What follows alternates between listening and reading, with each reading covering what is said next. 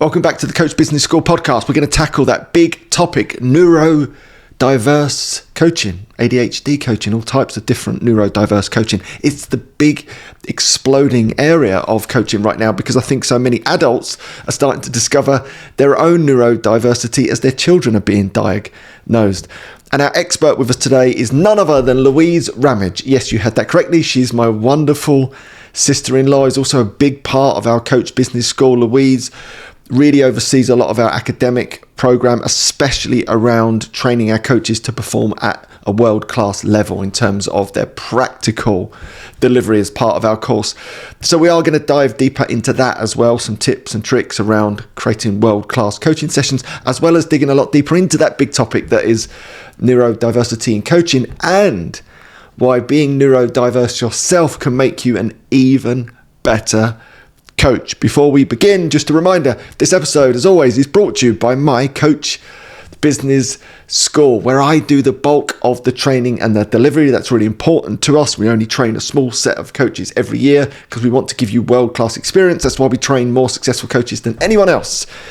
So if you're thinking about coaching, go to coachbusiness.school. And if you're already an accredited coach, come and join me on my Coach MBA. Whether you've just got a handful of clients, you're just warming up, or you've got hundreds of clients, this is the place and space to come to take your coaching business to a whole new level, to create that coaching business of your dreams. Go to coachbusiness.school. Okay, let's get into today's brilliant conversation with the fabulous Louise. Welcome to the Coach Business School podcast. Thank you. Thank you for having me. Yeah, well, I think this is going to work, hopefully. We've had a couple of set-up issues, to say the least, this morning. So, Lou, welcome. Thank you. You've been here a couple of times before. I have. So, for those listening, Lou is my wonderful sister-in-law, as well as a huge part of the Coach Business School, our neurodiversity expert in terms of our coaching, as well as academic lead in terms of doing a lot of work with our students that come through in terms of their observations and making sure that they're at the level they need to be to graduate from our courses and also be really professional and ethical when they go out into the world and coach. Yes, and having lived the experience and doing the course as well, it's great that I've got that lived experience to share with people that are on the course. Yeah, and that's been really important to us, isn't it? That everyone really involved in our organisation has sat the diploma course at least. Yeah. So they've got that. Well, actually, and you've sat both courses, diploma course and our MBA, which is all about marketing course. Yeah. So you're all over it. Yeah. In a nutshell. So there's loads that I want to cover off for you, but let's just dive straight in around the diploma course and some of the things that you notice for students coming through it in terms of their practice and their actual like in-person coaching or online coaching. What are some of the things that you see? I think that some of our coaches initially lack a bit of confidence in themselves and the belief that they can do it. And actually, I think it's amazing how quickly they pick up all the skills from the learning and implement them in coaching sessions. I think the triads are an amazing way of having... And what's the triad? So a triad is where we go into groups of 3. You've got an observer, a coach and a coachee, and you coach around 20 minutes and you've got a coach and a coachee and observer. Then you get together and feedback. And I think the feedback within those sessions is amazing. And people get so much from not only watching other people coach, but then also getting the feedback of what went really well and what things they could do to make it even better than it already was. And in those triads, everyone has a go in every position, don't they? Which is it's a brilliant way to learn. And I missed that learning when I was training as a coach. And I'm a real big proponent of that as a brilliant way to accelerate learning, so that in those hour and a half style sessions, everyone gets a go at being the coach, everyone gets a go at being coached and observing coaching. And by the end of that, it's this unbelievable way to skill up and learn because you're getting to see others and their type of questions, maybe some of the stretch points that would make their coaching better, as well as some of the things that you observed which were great, but also then to receive really good coaching. And on the receiving end of a great coaching question, which you can then sort of put in your coaching backpack, seems to be a brilliant way to learn. Yes, and I think the amount of triads that we run a week is that people have got opportunities to probably attend 3 a week. They don't have to attend 3 a week, but we can definitely see the difference in the way coaches are progressing the more they come to, because like you say, not only are they getting the opportunity to practice their coaching, they're getting coached on their coaching. And I think that has a massive impact because they're being coached every week to make them a better coach. And that is the thing for all coaches, whether you're an accredited coach and you're out in the world coaching or you're new to coaching. It's one of those really obvious things. The more you do, the better you get. And I think, for me, that practice element is huge, even for the really senior coaches, to be able to experiment with new tools, techniques, approaches in a really safe learning space. It's worth its weight in gold. So on that note, for our graduates, they get that opportunity to be part of those triads ongoing. Forever, effectively, any of our graduates. So what's great about that, it creates that nice boiling pot of really new coaches that are in the diploma course and those that have been senior experienced coaches now for 2 or 3 years that are all still in those same triads. You're getting to learn from different experience levels as well. Yeah, and that's amazing to see people coming back that trained with us 2 and 3 years ago, and then they get put in a room with someone that's fairly new, and people are like, oh my goodness, they're amazing. And then, but some of the experienced coaches are like, I can't believe you've only been on the course for 2 months, and like, you were brilliant. I've got so much from that. So, and I think that's definitely the quality of the coaching within the course is amazing. I think I've said this to you before, when I went on to do my ACC training, they said straight away, oh, you've got lots of PCC elements within your coaching, and that's from doing the course. And I think the quality of the teaching within the course, and I think there was somebody else who's joined the Association for Coaching Triads, and again, he was like, going against really experienced coaches, and I held my own and actually felt like I was probably superior to some of these people that have been coaching for years. Yeah, and that was someone that was in training, and I think that is really important. You can't get enough practice as a coach, and I think even when you're going out there building a proper coaching business and you're charging money for your coaching, and rightly so, it's still great to have the opportunity to practice. And sometimes when you are trying to build your coaching business and there isn't a lot of clients around, I think that can be one of the more challenging parts of coaching, because you're not getting the practice because you don't have an influx of clients just yet. So if you can offset that through practice triads to keep that skill high, then when you do land a client, for example, an opportunity in coaching, you feel really prepared and confident and competent. Yeah, and that's what I was going to say. I think it's the confidence element. Coming to those triads, building your confidence, and you can see how quickly the students' confidence build within those sessions. And like you say, if you then go out into the real world, maybe don't get a client, don't do any coaching, don't have any coaching, then you can often become a bit stuck, and then it's really hard to it's like get back on the bike, isn't it? And like keep going, because you've just not been exposed to it. And I think that's when people then not necessarily give up, but they become stuck. Where I think for our coaches, they've got this opportunity from when they finish their diploma to keep being in our world, keep having free coaching, keep being coached, keep practicing, and getting this ongoing feedback. Like, I love going into the rooms in the triads and watching coaches, and I pick things up now from people, and I'm like, God, that's a great way to describe what coaching is and isn't. And it's just great to be part of it all. Yeah, and I would say for me, I spend a lot of my time in those rooms and working with coaches as well, and it's a brilliant way to skill up your own coaching. Yeah. I'm constantly doing it. I just nick everyone else's good ideas, steal all their questions. That's part of it though, right? And then you end up with that coaching backpack that makes you better as a coach. So let's sort of move on from that a little bit and talk about you as a coach and your adventure into coaching, which I think is really indicative of a lot of people that come to coaching. Like, mine was through that curiosity and pain point of feeling a bit lost in a big city career and lacking meaning and purpose. And it got me thinking and reading new books and experiencing new things. And I stumbled into coaching, and yours really came about, which we are seeing a lot of, someone that's working in the public sector for many, many years, very vocational, meaning-led and driven, but you found that really difficult in the end to manage, in a more complex world that is often the public sector, which I think we're seeing lots and lots of people from all public sectors coming to coaching. So what was your story? So you're a big part of my story, Andy, yes, obviously. Good. So I obviously taught for, nearly 20 years. And I think you said to me, would you like to come my coaching calls? And I was like, no, I can't factor that in right now. And you were like, honestly, I think you'd love it. Yeah. And I was like, oh, all right then, because I say yes to lots of things. And then I think month 3 on the course, I think there was a unit about happiness and what is actual happiness and are you actually happy? And I was like, actually, no, I'm really not. I came off the training day, said to Rob, I'm going to hand my notice in at work. Rob is my brother. And he was like, oh my God. What's Andy done?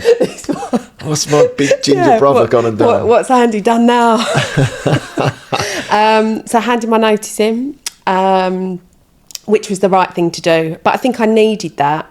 I needed the coaching to give me something that realised that I didn't have to stay stuck in a way. I think I was stuck. I've always wanted to be a teacher. I loved the point of giving back and helping others, but it almost became impossible to do that. Like the way the system's set up, the lack of money, the lack of support.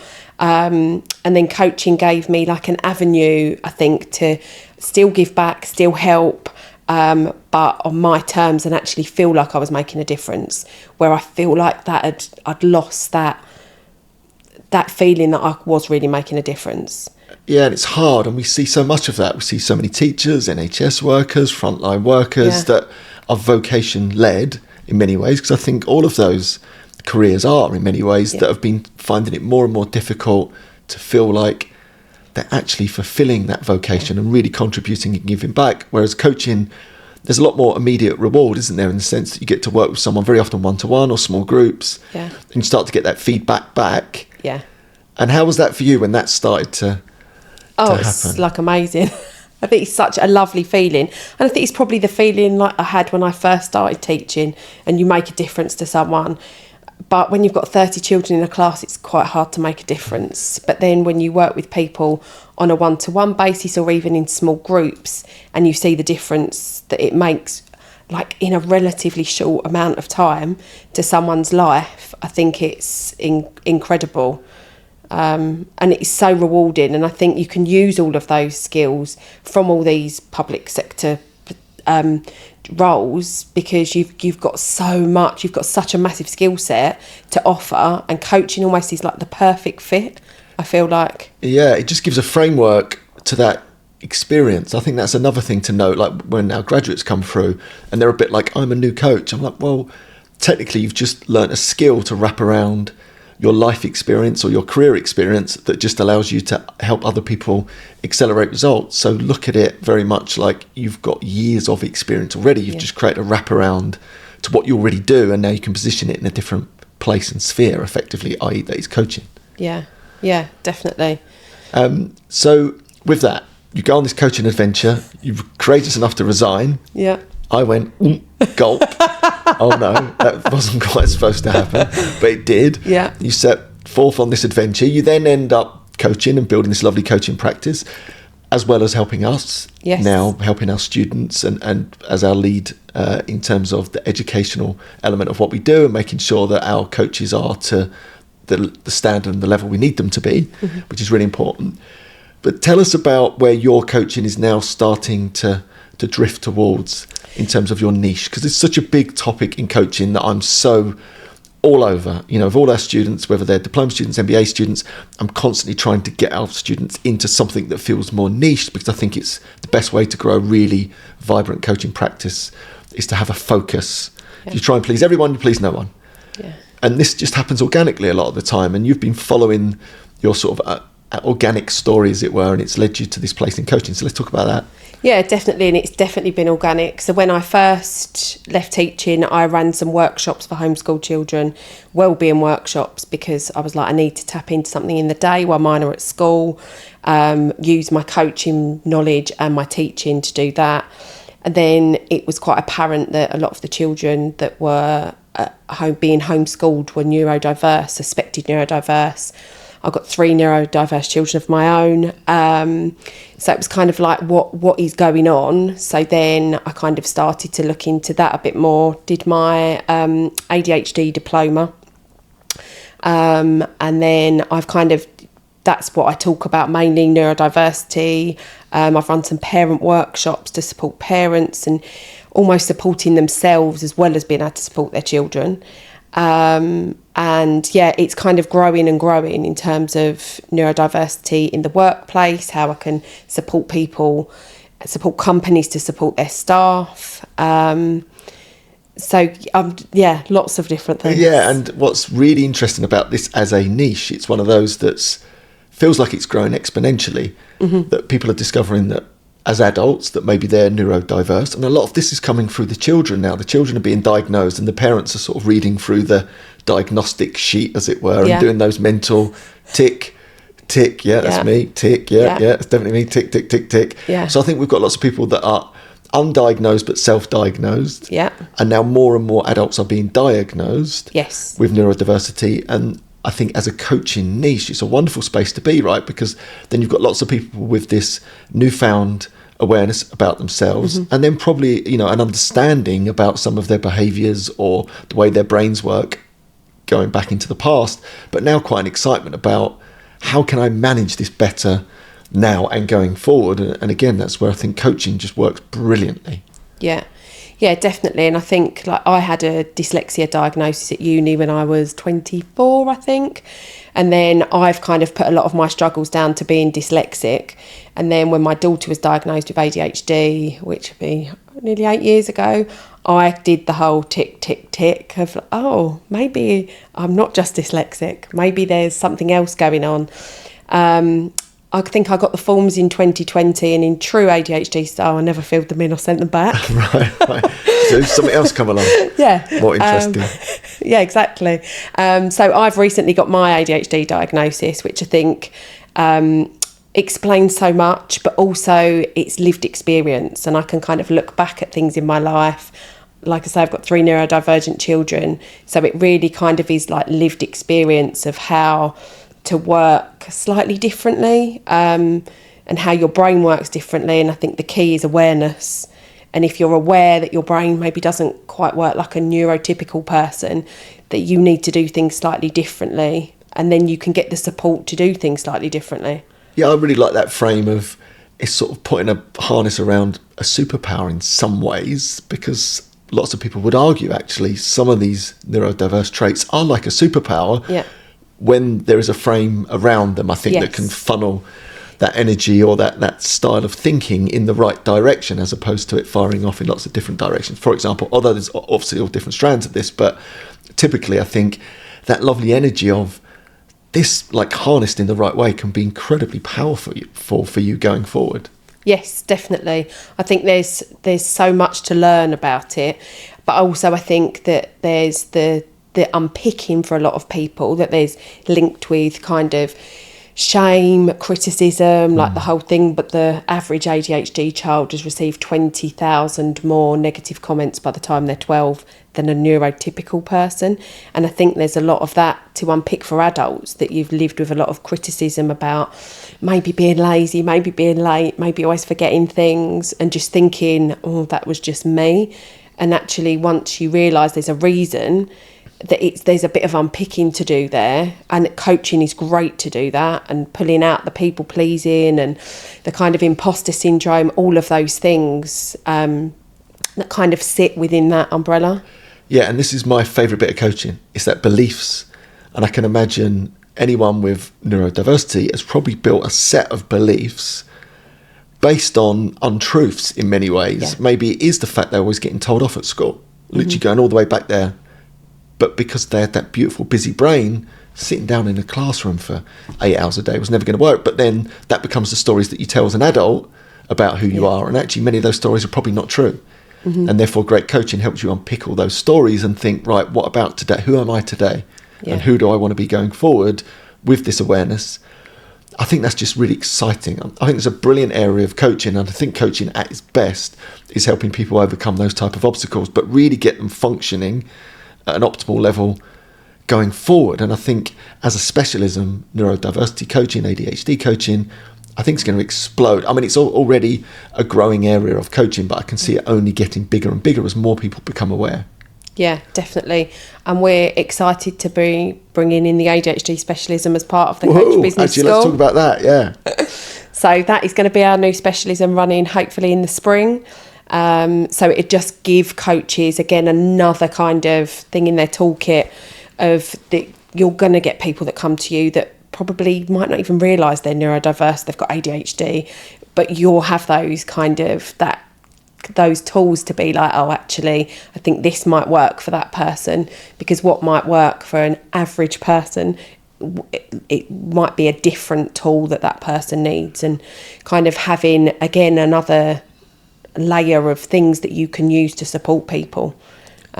Yeah, I think it's mega. And one of our other specialisms, and when we're talking specialisms, these are bolt-on trainings to a qualified coach effectively. Yeah. Within our diploma course, you get to choose one of these specialisms. And the other specialism we have is alcohol-free performance coaching, because that's very much in my story. But I also think neurodiversity and alcohol are very linked. Yes. I think very often you'll see one and the same. And I think we know this through the research that lots of neurodiverse turn to alcohol as a way to try and self-medicate a busy brain, for example, which leads to its own problems in itself. So I think those two specialisms, whilst they're separate, are also really linked. And I also think those two specialisms are probably in most coaching conversations. Yeah. Whether they ever surface or not, but they probably are with most people in the room. There's probably a link to alcohol, a link to neurodiversity of some shape or form very often. So having those two extra skills in your coaching backpack, I think, is going to be mega. Yeah, definitely. And I think, like you say, the link between neurodiversity and alcohol, there's a lot of links between, people describe it as addictive personalities, but it's not necessarily that. It's about this, with someone with neurodiversity, is chasing dopamine. And obviously alcohol gives you dopamine, but after that first drink, you're not then getting any more of that, but you keep chasing it. And it's the same with sugar. It's the same with even doing something you enjoy. You get that instant dopamine and then it wears off, so you don't want to do it anymore. But obviously, when you're thinking about sugar and different things, if that actually thing is addictive, like alcohol and sugar, all of those things, it becomes part of, you almost keep trying to get this thing back, and it becomes part of what you do. And part of it becomes the problem itself, or the problem that it appeared to solve, it actually starts to create down the line. And I see so much of that for alcohol-free performance coaching. It's the same thing. So people get stuck in those unwanted behaviours. Yeah. And again, where coaching, I think, does its best work, in truth, is when someone is struggling with a something, whether it's, a wonderfully brilliant different brain, or it's a relationship with alcohol that's no longer serving them. Mm-hmm. I think they're the moments people are most likely to reach out to a coach, for example, to get that extra support. They can't quite get there on their own, but with skillful coaching might help them understand their brain better, create better patterns around what it is they need to do to achieve and live more vibrant, healthy lives, or take a break from alcohol, for example. Yeah. But in doing so, if we look at it more broadly from a coaching angle, that's transformative to people's lives. That's real game-changing experiences that people will tell their friends about and their friends about. And you'll get those little notes that we spoke about at the start of the conversation of, thank you so much, this has changed my life. And that's, I think, why you're doing it and why you were drawn to, that vocational career that is teaching, but now you're getting that joy back, that feedback from your coaching, which is pretty cool. Yeah, definitely, without a doubt. Joy is the perfect word, I think. It does bring me so much joy. But both sides of it, doing the coaching, being part of the Coach Business School, supporting the other coaches. And I suppose that's where the teaching element in me as well, because I love that part of it. So not just working with someone on a one-to-one or running a workshop, actually being in there and supporting our coaches, or they come to me and be like, actually, I'm feeling a little bit like this, Louise, I'm a bit like overwhelmed. I'm like, it's fine. And we talk it through and always have mini coaching sessions as part of our support we offer, which is great. And definitely brings me so much joy. Yeah, and the teaching bit, I think a lot of coaches end up going into teaching. Whether they were teachers that come into coaching that end up back into teaching. And when I say teaching, I mean, we learn so much incredible information. Why not share it as part of your coaching adventure? So I think coaching doesn't have to all be about one-to-one coaching. In fact, that's a really small part of what I do. A lot of what I do is teach. Yeah. Whether it's at the Professional Footballers Association, their business school, I teach Cranfield University. I teach. What am I teaching? The same concepts that I'm learning in our diploma, whether it's positive psychology concepts or how to build a growth mindset or resilience, or in your instance, teaching how to run a beautifully different brain. Like, I think most coaches will find, and they probably don't realise this when they go into coaching, that actually teaching some of the insights that they learn becomes a bigger part of what they actually do than they probably realise, which is really cool, isn't it? Yeah, definitely. And I think, doing that teaching, like whether it be a workshop, a talk, whatever you do, there is huge scope for that once you've got those coaching skills to go in all different directions with that and stand up in a room full of people and share all the things and your experience. Yeah, and that's a really big part of the economics of creating a successful coaching practice, I believe, actually is having an array of things that you do, not only one-to-one, but also workshops that you can go into organisations or groups that might have a funnel into one-to-one. And very often it's the workshops that open the door easier because it's quite a low barrier to entry. It's added value they can maybe put out to many staff, especially if it's online. You build a relationship, and that might be where you actually end up doing your one-to-one coaching, or you might build a thriving coaching business around workshops and training alone.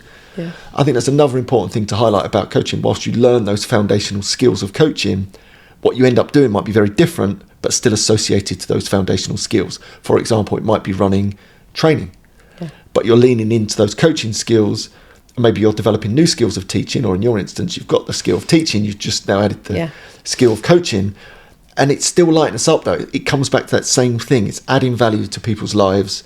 It's an opportunity for them to learn things they didn't know before. That's going to help them perform better, live better. Like, this is what, for me, coaching is all about. It's about giving back. It's about feeling like you matter. It's about contributing.